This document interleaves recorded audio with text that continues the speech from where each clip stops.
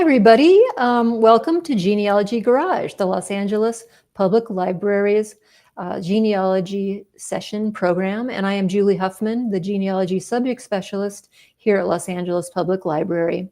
Welcome. We are also co-sponsored by our friends in Burbank, the Southern California Genealogical Society. So if you're over in Burbank, make sure to step into their library. They've got great resources and really wonderful people. If there's our session today is about Chinese genealogy, but we do other sessions about all kinds of topics. So if there's ever anything you would like to hear about, just send me an email, and you can see my email address right there under my name on the screen. I'll make sure to try to seek that out down the road. This session is being recorded and will be available after the fact. So don't worry about taking too many notes. You can always rewatch it, and tell your friends who might have to miss the live presentation that they can see it later on our YouTube channel. You just go to YouTube, type Los Angeles Public Library, you'll find our channel, and then you'll see Genealogy Garage and a playlist of many of the genealogy garages we've done in the past. If you are logged into a YouTube account today, you can type questions into the chat box. And then at the end of our session, or during our session, if it fits, we'll ask our presenter your question. So make sure to just type things as you think them.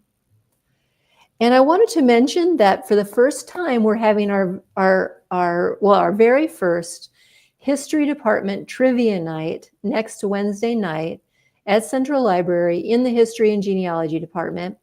And history and genealogy, we're brethren. We share a department and we have a lot of overlap. And I know all you genealogy fans out there might be some history buffs. So if you are in the area in Los Angeles, come downtown next Wednesday, May 28th, 2025 at 6 p.m. and show us how much you know about history. And there will be small prizes, but we think that it's probably bragging rights that will impel you to come.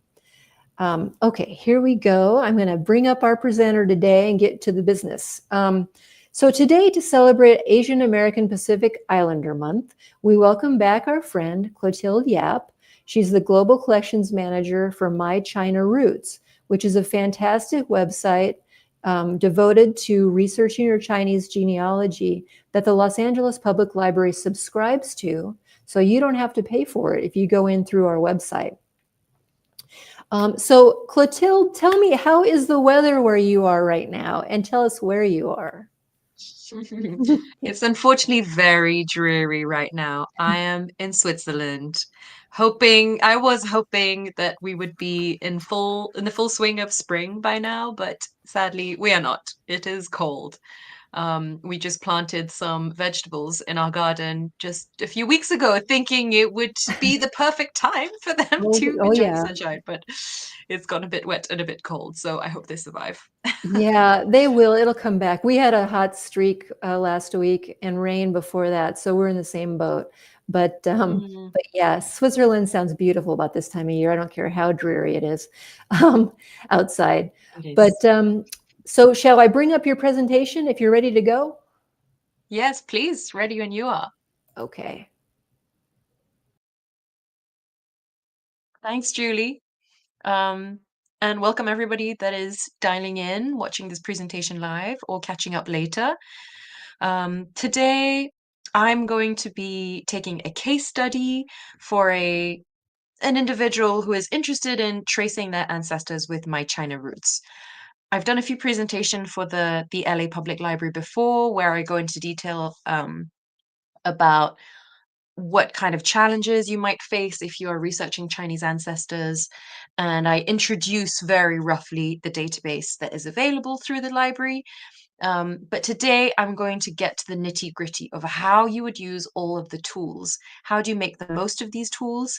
And I also introduce some strategies. If you are stuck at some point and you are seemingly not finding something, but you think there should be something, I'll introduce a few techniques to broaden the scope of your search. So just before I start, to give you an overview in case this is the first time you are watching one of my talks for the LA Public Library, the My China Roots library edition available through the library is a digital database that includes millions of records of Chinese ancestors, both from overseas countries and from mainland China. So, what is unique about My China Roots is that we try to connect overseas records to mainland Chinese records. When we talk about overseas, what I mean is records created about Chinese individuals after they immigrated from China. These could be, for example, immigration documents, exclusion case files, passenger lists, burial registers for Chinese cemeteries in the US. We also cover a few other regions, but mostly it's the US and Canada. Uh, Meanwhile, our Chinese collections include consist mostly of Chinese family tree books, also known as 族谱 or 家谱.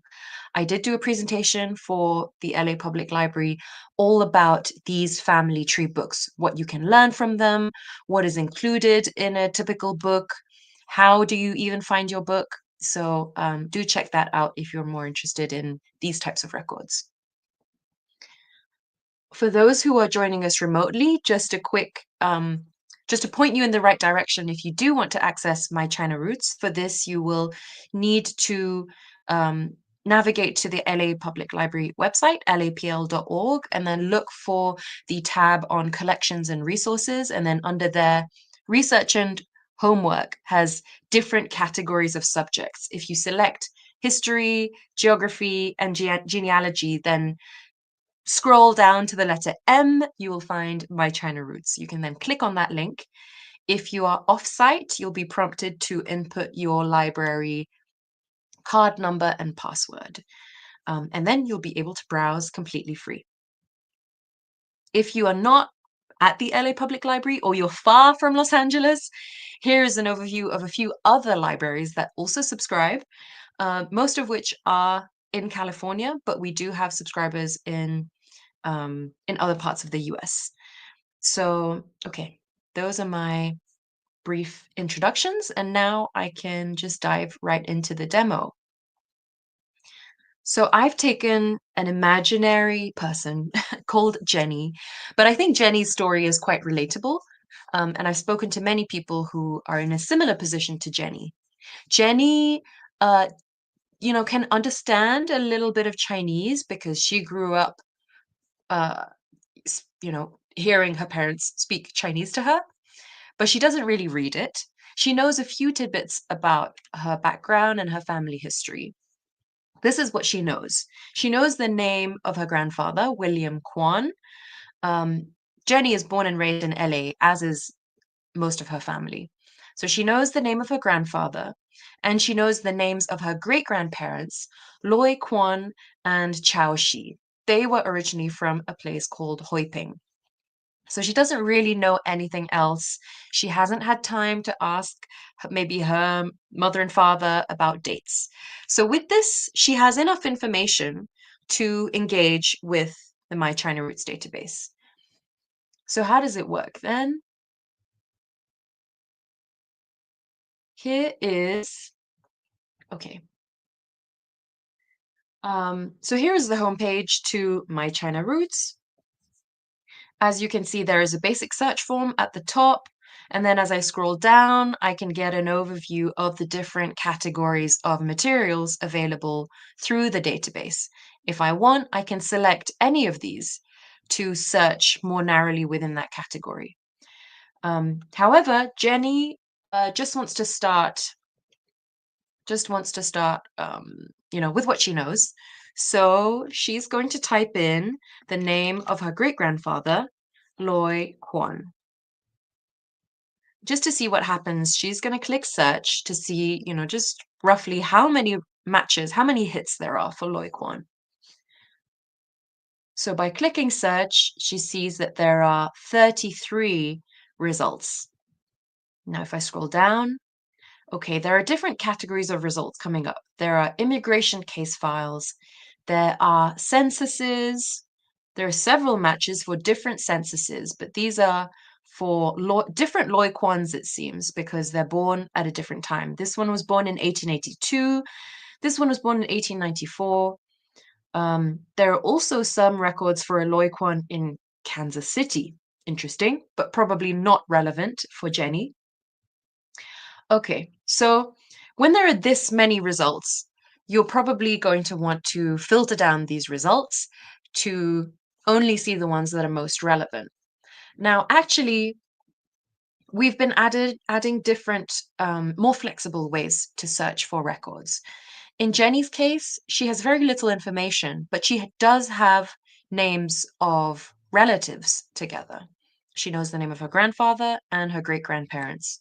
So we have added, and this is a feature that you'll also find on ancestry.com, but I use this all the time, especially if I have a few names, but not that much info, and I don't trust the dates, um, the dates of birth that were given to me by my mom or my grandparent.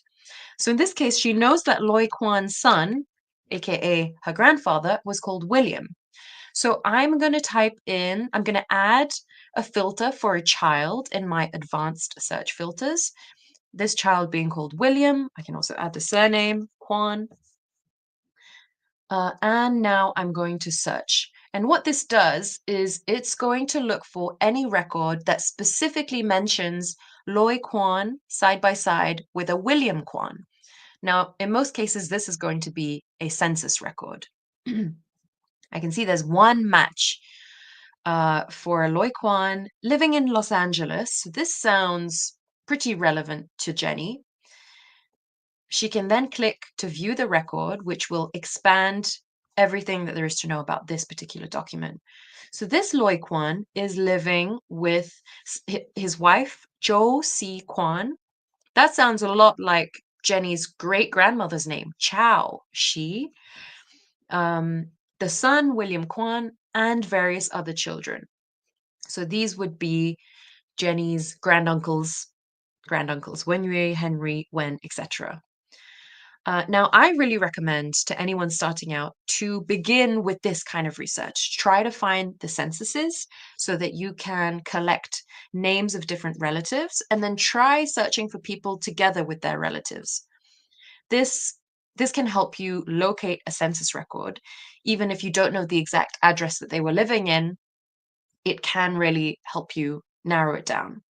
So if I scroll down, I'm going to just pretend that I am Jenny now, which will stop me from saying she and Jenny. I'll just say I, pretend that I'm Jenny. So I'm looking at this record and I can learn a few things about my great grandfather, Loy Kwan, or Kwan Loy. According to the census, he was born in 1882, and I'm pretty sure it's him because his son is on the page. I can see, okay, so it lists his father and mother's birthplace, both in China. He's the head of this household, and they're living on 315 Napier Street, LA. It also lists the date of his arrival in the US, 1921, which is pretty interesting. Maybe I can use this also later in my search. If he recorded his arrival as 1921, maybe there's a passenger record. Maybe there's an immigration case file for around this time that I can look for. And again, it shows me who else is in the house. Okay, now if I want to, I could even take a closer look at the original image of the census, because sometimes there's a bit of extra information inside the document. Now if I zoom in, I can see Kwan Loy right here on the page. Below him are listed all of his relatives, or the other people he shares the household with. They're not always the members of the same family. And if I zoom back out, I can see that there are a few other fields that have not been indexed, including the occupation and industry in which he is working. So it says that Kwan Loy is in fact the manager of a chop suey cafe. Most likely it's very near where they live. And funnily enough, two of his sons are listed as waiters in a cafe. We can probably guess that they're working for their dad. Okay, so I've learned a little bit more information. Now, again, what is interesting is here under this column right next to occupation is citizenship, including the year of immigration to the United States, naturalization, and whether they can speak English or not. A lot of people here, well, quite a few of them apparently, are not able to speak English. Within Kwan Loi's family, they all seem to have arrived at the same time in 1921. This is interesting, and probably means that if there is an immigration case file for them, because they would have arrived in the US during the exclusion period, it also means that probably the case files, or well, perhaps the case files are grouped together. A few of them do speak English, but one of them, the wife seemingly, Chao Shi, or my great grandmother, does not speak English. So here's just an example of the different things I can learn from a census, and I really recommend starting there. Now I'm just going to delete this filter again so I can go back to my list of other results. Okay, so just searching for the name Loi Kwan, I have 33 results but they are sort of scattered in different locations. This first match is of a Loi Kwan arriving in Vancouver, Canada. We have others, and this is the one I just looked at. We have others for California and Kansas City and Washington. But I'm only really interested in looking at the Los Angeles results. So what I can do is click on Advanced Filters, and here I can filter just by location. If I'm not sure if it's a location of arrival or residence, or just if Loi Kwan at some point was in Los Angeles, I want to see those results. So I'm going to type in LA. I'll select the correct location and then click Search again. Now this time, it's reduced my results to 5. We have again the census record that we were looking at. We have an entry in the California Death Index, but the dates don't exactly match, so I'm not sure this is relevant. We have another entry in the Death Index. Again, the dates aren't exactly the same as the census. They're about, 16 years off. And we have more death registers, and we have an exclusion case file. Now, this seems very little. Personally, I feel like there should be more for Loi Kwan. And one thing to keep in mind that I want to mention at this stage to anyone who is researching their Chinese American ancestors is you can't always trust the spellings of names. Right now, we're looking at exact matches for the spelling that I inputted, Loi Kwan. However, it's very possible that Loi Kwan spelled his name differently. We saw on the census that his wife wrote her name as Chou, Chou, but Jenny, in fact, knew that her great-grandmother's surname was spelled Chou.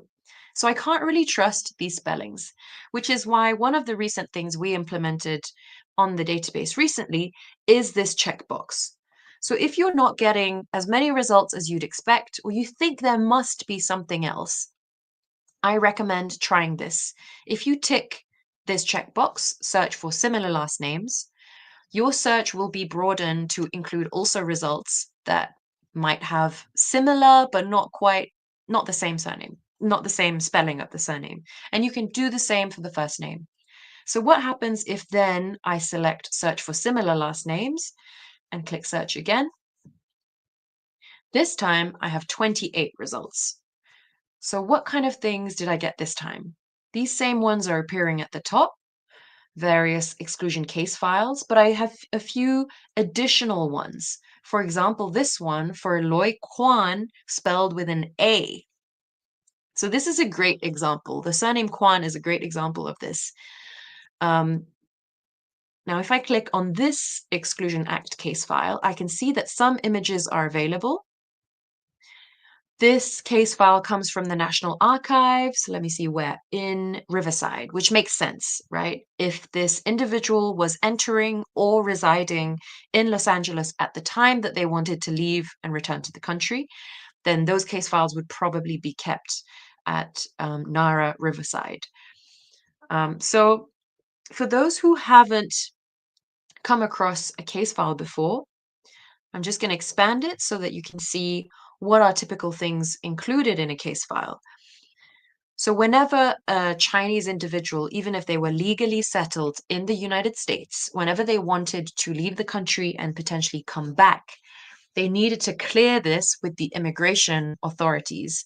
And this is why we have these case files. The case files contain all of the paperwork that they had to submit to prove their status, either as merchants or as native born citizens, or as relatives of merchants if they were married, or children of an established Chinese American merchant, then they would have a case file. So this is a case file for Quan Loy. And from what I can see, it looks like, let me see. We have, firstly, what is amazing, we have a photograph of him. And he, it seems, was trying to travel around 1897. This is the date at the front of the file. I'm not sure what it refers to yet, but if I take a closer look, I can probably find out. So first we have a letter, or a statement rather, that is signed by Quan Loy, and which states his right to return under the laws of the US. So we have his own signature, his handwriting, and a very rough spelling. I can tell that he probably was not that used to writing in Chinese because the characters are a little bit wonky looking. And the next page also seems to be another certification that just was approved by a clerk saying, yes, this is the person he claims to be. Now, not all case files look like this. Some of them might have a lot more information. And if I scroll a bit further down, oh, this is still the same case file, actually. I thought it finished there, but actually it keeps going. So here's a continuation of this case file where you have a transcript of the interview or the evidence. So the interview that was carried out with the individual. And it goes into a lot of detail. It asks him, when did he arrive in LA? How long has he been working there? Where has he been working? You can derive a lot of known information here, including names of relatives, addresses. So for those who have not yet found a case file, I really recommend looking for a case file.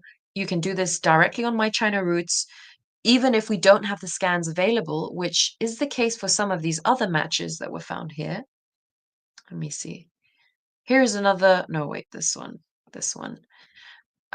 Here's another case file for Loy Quan, also from Los Angeles, also from Nara Riverside, but the scan is not yet available. What you can do is you can click on the partner site. So I, being Jenny, I'm not sure if this might be a case file for my great-grandfather Loy Quan.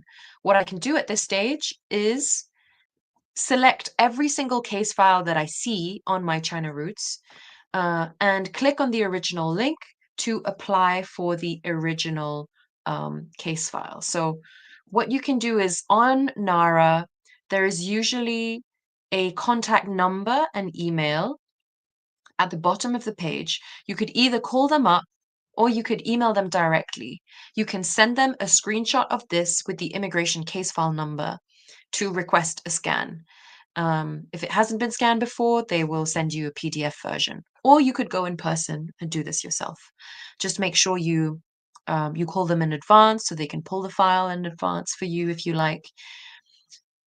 But you might find all kinds of things inside this case file, aside from pictures, dates of arrival, names of relatives. Sometimes you have copies of certificates, for example. Okay, so I've shown you a case file. Next, I want to look at some of the other results, some of the other types of records that have come up. So in this left-hand sidebar, you can see there are different ways of filtering. We've looked at exclusion records, we've looked at censuses. Now I want to see if there are any birth, marriage, or death records for my great-grandfather. I know that he's buried somewhere in LA, even though I've never seen his grave. Now it looks like there are different types of categories under birth, marriage, and death. There are death records, and there is one cemetery match. And here it looks like it has found a tombstone for Loi Quan, born in 1883, so just 1 year difference from the census. And it says he was born in a place in China in Kaiping, in a place called Tangmei, and he died in 1969. So if I take a closer look, this looks quite promising, to be honest. The fact that the birth date almost matches the census, and I mean, one thing that maybe Jenny wouldn't know, but I, Clotilde, do know, is that you can't always trust the dates, even on the census, even on tombstones. This is partly because there is this tradition in China that when you're born, you're actually already 1 year old by the time you are born. And so, so often when you ask, especially the older generation of Chinese folks, how old they are, sometimes they mess up. Sometimes they can't exactly remember, depending on from which point they start counting. And so this is why often you'll see some discrepancies in the dates. And also, I mean, traditionally in a Chinese context, it's more relevant and important to know the time of the day or the season in which you were born rather than the exact year. So you'll often find discrepancies in the year itself. But what's really cool here is I have two photos of the tombstone, which I can take a closer look at. Um, I can see where he's buried in the Los Angeles Chinese cemetery, so I could even go and take a look myself. But you'll notice that on this page, we have different things that have been linked. I mean, first is the surname Quan in Chinese. Now, remember, I, Jenny, don't read Chinese. But if I click on this link, it will open for me the page, or the page that presents everything I need to know about the surname Guan, which in Mandarin is pronounced Guan. So this is part of the My China Roots surname database. You could search for any surname on it. But the cool thing here is I can see, okay, this is how I write my surname in simplified and in traditional. Wow, that looks really different. And if I look at my original page here, it looks like the first character is the traditional form of Quan, which makes sense for the time period in which Loi Quan arrived. He was born before there even was such a thing as simplified Chinese. Now back to my surname page, I can read some basic info on the legendary origins of the Guan surname. If I scroll further down, interesting. I can see that there are family tree books for the Guans available on My China Roots. If I click on this link now, it will open a list of 25 Guan family tree books. Okay, but this is a bit overwhelming right now, and I don't read Chinese, so I'm just going to go back to my page for now. Uh, Further down below, there is a list and account of all of the different records that mention Guans. And even further down, I have a breakdown of where in Guangdong and where in Fujian the Guans come from. Guan is definitely a very Cantonese and a very Hoipingese surname, actually. Here again is a breakdown of the different spellings of my surname, Guan. So it's funny to see it written as Kwan. That means that maybe I'm related to the Kwans that are in Canada.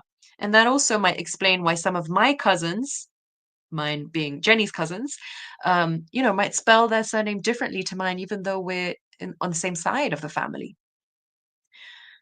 Okay, so if you're interested in researching other surnames, you could use this bar here, look up another name, or under resources, you will find the Chinese surname search tool where you can type in any Chinese surname that you want to look up. Oh yes, no match for L triple E.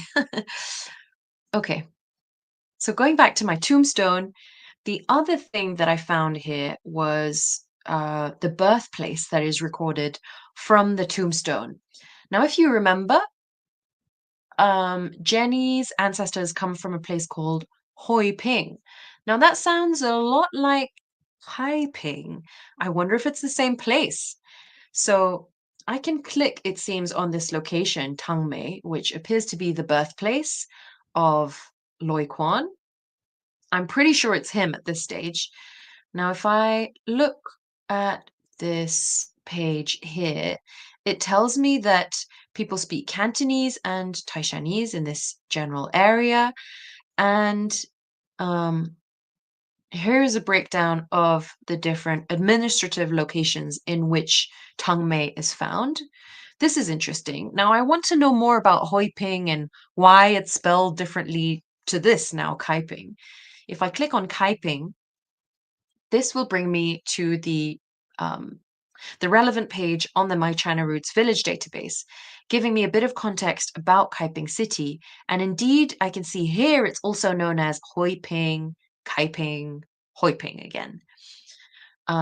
Now, what's interesting is that you have a lot of folks from Kaiping as well as from Toisan, Heshan, and Ping, and Xinhui, also known as the five counties of the Pearl River Delta.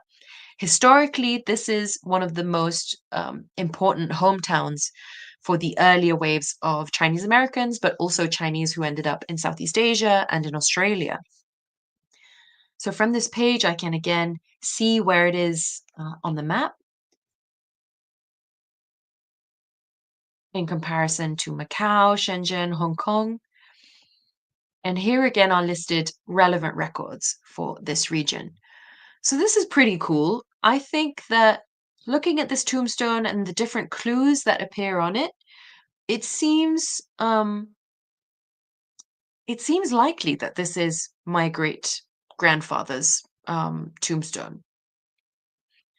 Now, I just want to show you one other thing, because now that we know his rough birth date and death date, one last thing that I want to show you, if you are indeed not sure of the exact birth date, the exact death date, one thing you can do in the advanced search. So first I'm going to clear all my filters. One thing you can do in the advanced search is you could add a date, but make sure that it's only set as approximate. Now, in this case, I learned from the census that my great grandfather was born around 1882. Now, if I select approximate, that will include any matches that are near or around 1882, where the birth date is near or around 1882. So if I click search again, okay, now I've got all kinds of other records where the estimated birth year is 1880. Not exactly 1882, but may still be relevant for my purposes. So that was one thing I wanted to show you. The other cool thing that we added recently, and I think Julie, you will be excited to see this. I don't think I've shown it before, but we've added the option to allow folks to extract Chinese characters from an image. Let's say I'm Julie. I am not Julie. I'm Jenny. Sorry. I'm Jenny, and I have found all these things about my great grandfather. And let's say my mother gave me a photo of Loi Kwan's Chinese name. Let's imagine I haven't even found his tombstone yet, but I have this Chinese name. And I really want to use it to conduct a search on my China roots, but I don't know how to type Chinese. I don't know how to get these Chinese characters and put them into the search form. So what can I do? I can actually import any screenshot, any image from my own device. Even if you're using a library computer, you can do this, or if you're accessing my China roots from home through the LA Public Library, you can also do this. So if you go to resources in the top right-hand corner and then select image to text, here you can upload an image from your device, or you can drag and drop a file from your computer. So I'm going to add this screenshot, which my mother sent me on WhatsApp. And here I can process the image and get the characters. Now, right here, it's done it automatically. I haven't had to click anything, but you could also highlight the section on the image that you want translated, and then it will process your highlighted area. So this is pretty cool. Now I have these Chinese characters that I can copy paste. I could even get a translation, although here it's not super useful since it just refers to Loi Kwan's name. But what is interesting here is that his name sounds nothing like Quan Loi. It's Guan Guozong Guocong. It really sounds nothing like Quan Loi, which makes me think that Loi was probably a nickname. And this could be his married name or his generation name, one of those traditional names that might be in a family tree book. So now that I have this name, I can actually copy paste it. And notice that the surname is listed first. This is tradition in Chinese. You always state the surname first. So if I introduce myself in Chinese, for example, I will start with Yap, my surname. Yap Meiling is my Chinese name. So Guan Guozong is Quan Loi's full name. So I'm going to copy paste just his first name. Now, going back to my search form, this is where I searched before. Now, what I want to show you is how to search only in the Chinese language materials or in the Zupu collections. There are different ways you can do this. Um, the easiest way is to just select your full text tab under at the top of this page. The other way that you can access the Chinese-only language materials would be by clicking the Zupu section or the Zupu category, aka the family tree books. So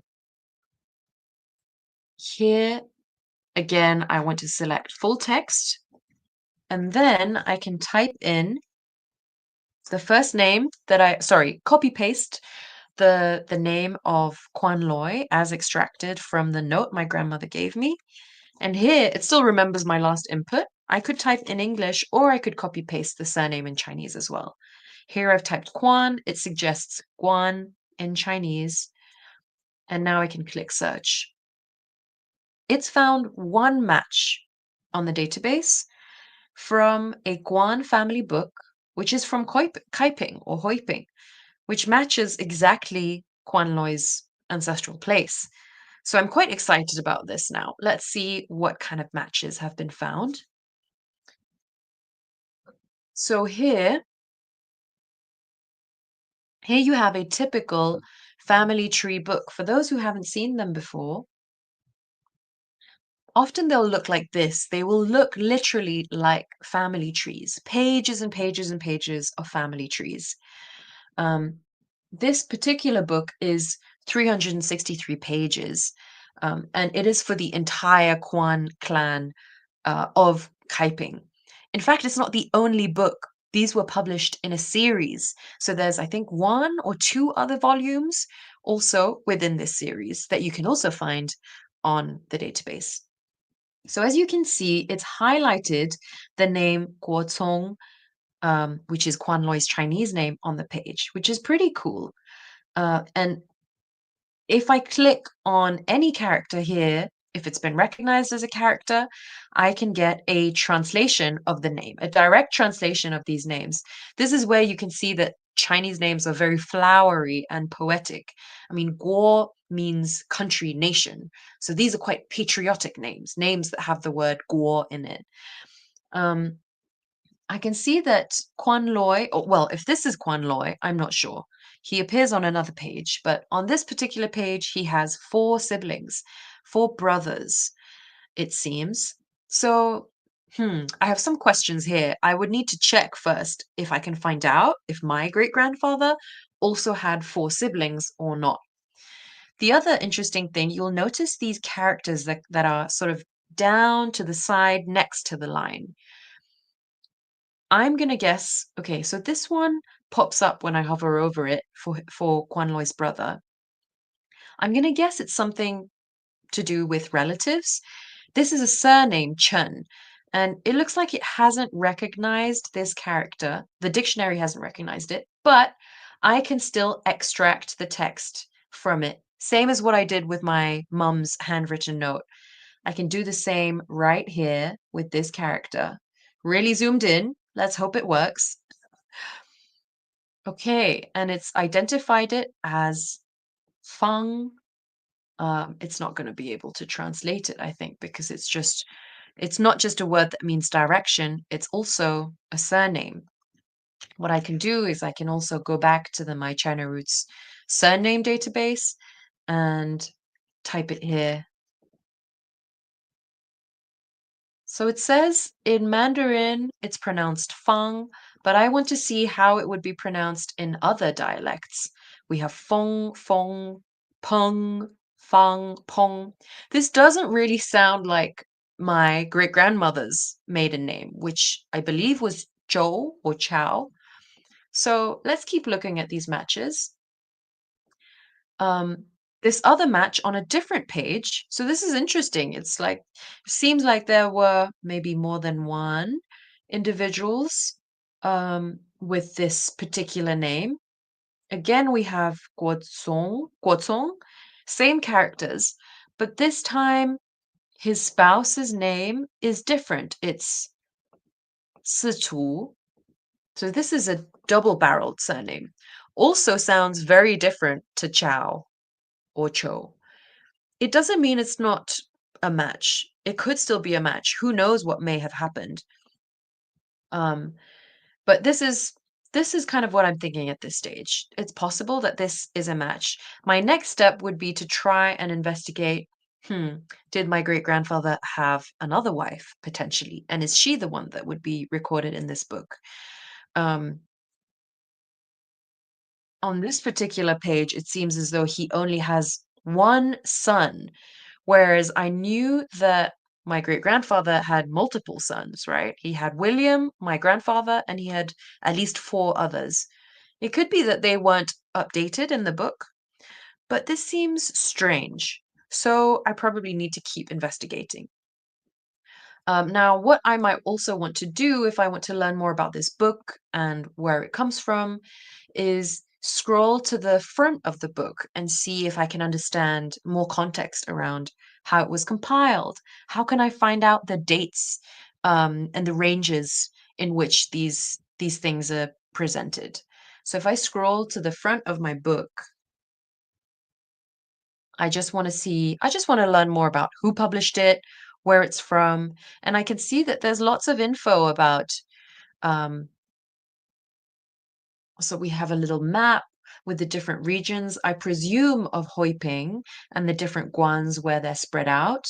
Here we have, I guess, people who contributed to the project. Now, again, here is where the image to text extracting tool is really handy. If I see a wall of Chinese text like this and I don't know what's going on, I can just extract this entire page and not just get the Chinese characters, but also request a translation.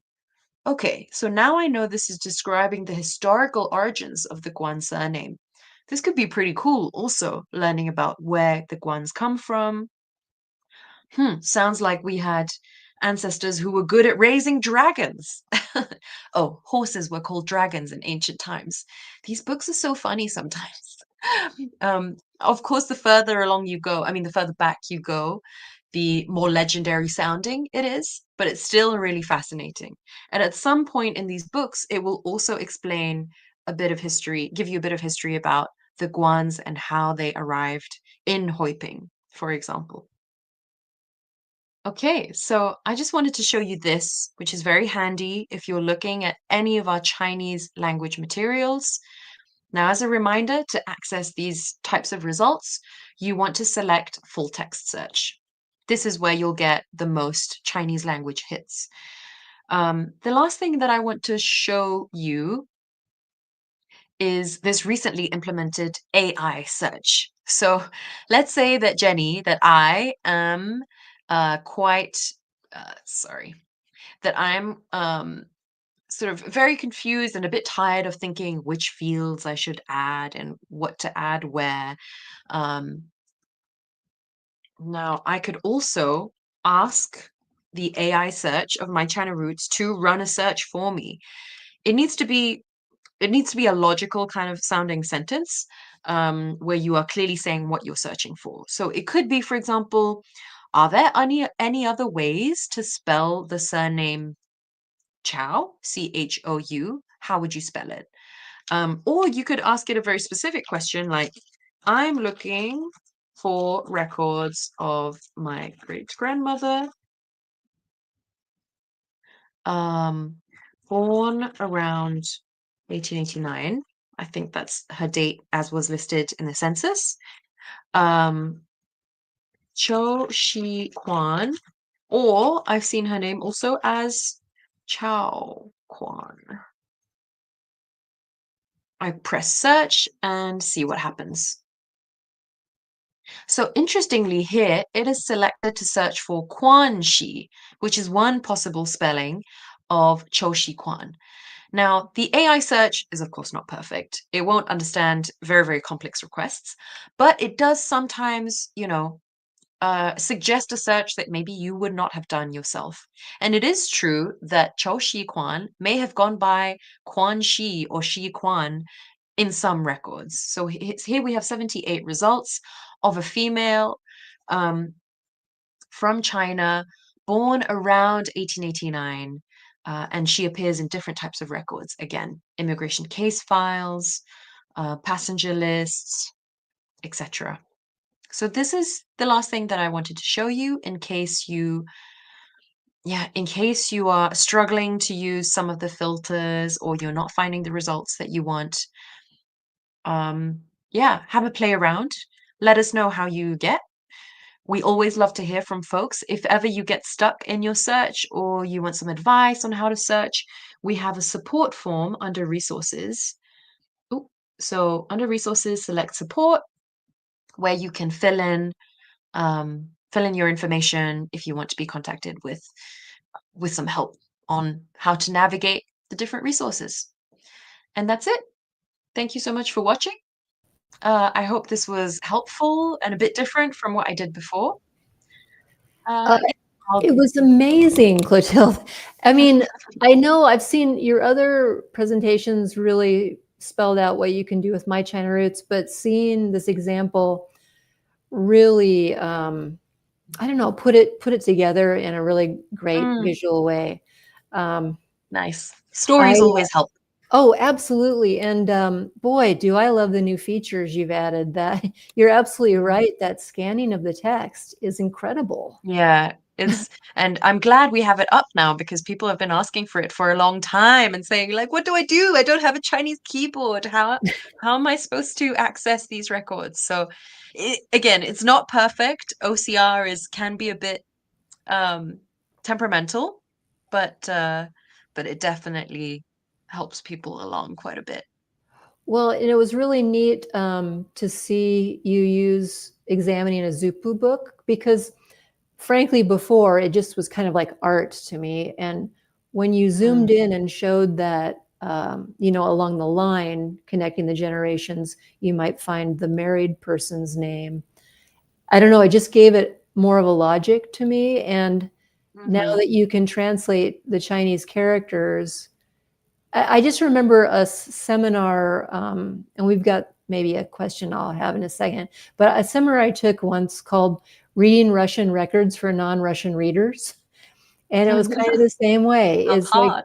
a different alphabet, but basically, if you figure out what birth, marriage, and death looks like in the Russian language, you can figure it. Yes. And I kind of thought of that when I was watching you break down the Zupu Mm. tree. That was Yeah. That's the thing, really, is if you know what to expect when you look at this kind of record, even without understanding it, you can make an educated guess.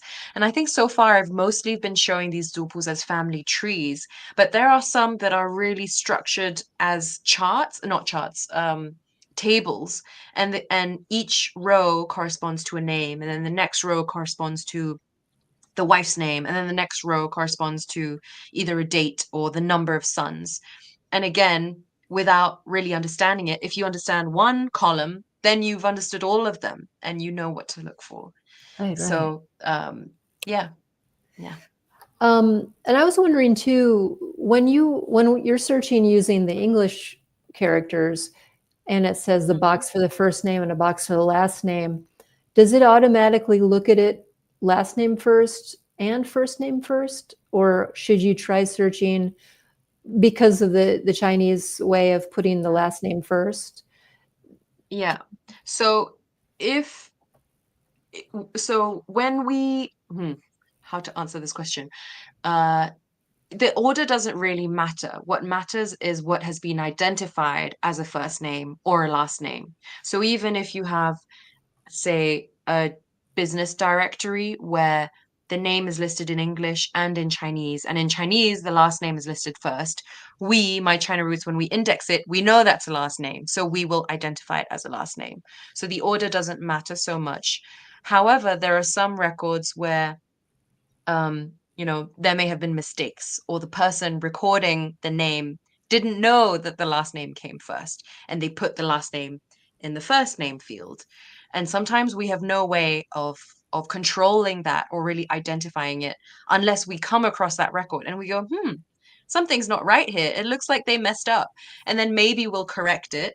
But it's hard to get each of these cases. So it's great that you bring this up actually, because the other thing that I would recommend doing is also searching for, if especially if you have a name like Quan Loy that is so short and monosyllabic, to swap both around. So do the same searches, but for Loy as surname and Quan as first name, because you never know.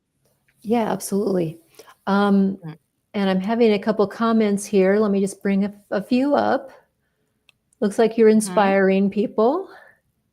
Oh, yay! Welcome. Thank you for joining. Let us know how you get on, and what you find out. And then Courtney, Oh, very cool. and she So has a cool that you're question. part of that process. Yeah, please. Absolutely, the new generation. And here's something that goes along with that, a question. Oh, interesting. Is there a program or private platform? So actually we do have, not on the library edition, but My China Roots has a separate website, mychinaroots.com, where we allow individuals to build their own family trees. It's fully private. However, you can collaborate with people or relatives if you're building your own family tree. Let's say you want to partner with your aunt and your grandfather, and you're trying to add information at the same time. Then you can combine forces and edit this tree yourself. The cool thing about the My China Roots family tree is, so it's accessible at mychinaroots.com/family tree, all in one word. Um, what is cool is that we do support multiple languages, so you can add names in English and in Chinese if you're interested in that. And we also have this thing where you can see generation numbers, you can add biographies. It is, in a way, I don't know if you've used other family tree software before. It is kind of similar to other genealogy websites that offer family tree builders. It is completely free, but it does have this added language support. But I would recommend this if you are mostly interested in keeping it bilingual and accessible to a more international audience. If you're interested in a, a platform or tool for building out a zupu, for publishing a zupu, essentially, there are a few websites and platforms in China that do this, but they are probably all in Chinese. I forget the name now, the one that I'm thinking about. But if you email me, let me, how can I add my email at the bottom of the screen? Let me know, give it to me and I'll put it in a banner. Oh, wait, I might Oh, have it. okay. Is it the one that you send Oh, well, it's emails? here. It's here actually on my screen, on my thank you screen. Oh, okay. Let me bring it It's at the back up. bottom here, but yeah, there it is. Clotilde Yap at mychinaroots.com. If you email me for details on the mainland Chinese websites or platforms that let you basically build and publish your zupu, there are a few websites. that I can't remember the name of now, but that allow you to do this. I hope this answers your question, Courtney. And also, what a fun project. Whoa, 30 trees. Oh my gosh, that is giant. That's a huge, huge effort. Very cool. And then we Yeah, I have, would love to know more about this project, how you got um, involved also. here is another question from someone else. Hmm. How far back does the database date to? So the Chinese language materials, the Zupu, Jiapu, the family tree books, those we have a very broad range of books. Some of them were published in the Qing dynasty, some of them are from the late 1800s, early 1900s, up till the present day. That's for the Chinese records. As for the Chinese American or overseas collections, I think the earliest types of records that we have are from the 1870s. I think possibly the earliest is a Wells Fargo Chinese Business Directory of the US, which is from 1878. I think around there. Um, yeah, which makes sense, right?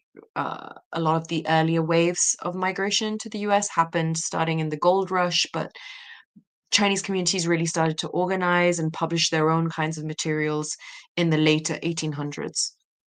Yeah, great question. Thank you. And we have one here. I'm wondering about that slide in your presentation that talked about maybe the other libraries that subscribe to My Yes, China the other Roots. libraries. I can go back to this. Hi, Boge, also.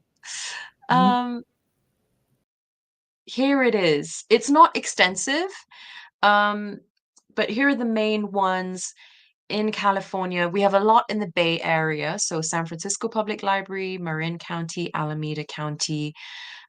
If you are interested in getting the full list, you can, let me see if I can add this into the chat. You can visit mychinaroots.com, mychinarootslibrary.com/, how to log in. Let me see if this works. If I type it into, oh, this is in private chat. I don't know if anyone can see this. Oh, let me grab that and I'll put it out. 1 second. Oh, thank you. Thank you. I No definitely need problem. your technical assistance, Oh, Julie. well, I don't know. Okay, let's do that. Yes. So, yeah, we're available in these different places. So what that means is you can either visit one of those libraries in person and then access, go to one of their computers on site and then access the database. Or if you have a library card from one of those places also, you can access it remotely.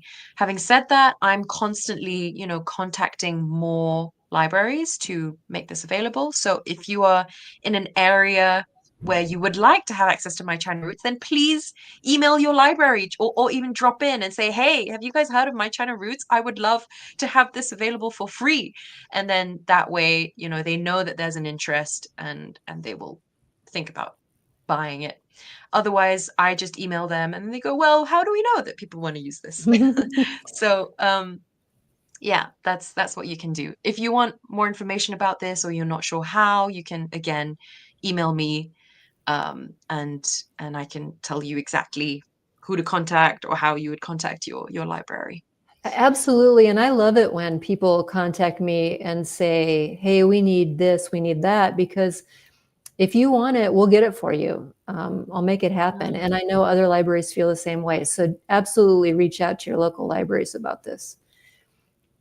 And then one final thing too, because we're running close to our end, any plans for My China Roots to incorporate some sort of DNA testing slash database? Mm. No immediate plans, I'm afraid. There are DNA services out there, mostly in China, that offer this. They're a little bit hard to access, but DNA is just too big of a beast for us to get into right now, Yeah. unfortunately. And there are a lot of regulatory kind of restrictions, Hmm. um, and privacy just concerns. So for now, we're not going down that path. If you do Okay. have questions, though, we do sometimes assist people getting access to those other DNA tests. For example, we work often with adoptees from China that are now living in the US, in Europe, and they definitely need to access those databases to find their biological relatives back in China. So in those cases, we can be kind of like a go-between and assist them in finding the right companies that have um, the biggest databases for where they were from, for example. Excellent. Yeah, Yeah, well, we've come to our end, and everybody is so happy about the presentation, and it was just really, really great. And I want to just say, all you attendees out there, if you have friends who think that this topic would be interesting, guide them to our YouTube page and have them watch hmm the recorded session, because I'm telling you, I could watch this again and really get some great real examples of how to use the database. I think it was really wonderful, Clotilde. And thanks for putting the extra effort in coming up with that example. That was really fabulous. Sure, no worries. Pleasure. Always a pleasure to meet with you. I get to see you. I get to, answer some questions. Thank you for having me. Well, thank you, and have a wonderful weekend coming up. And everybody out there, you too, have a great day, and thanks for tuning in. Thank you. Take care, everyone.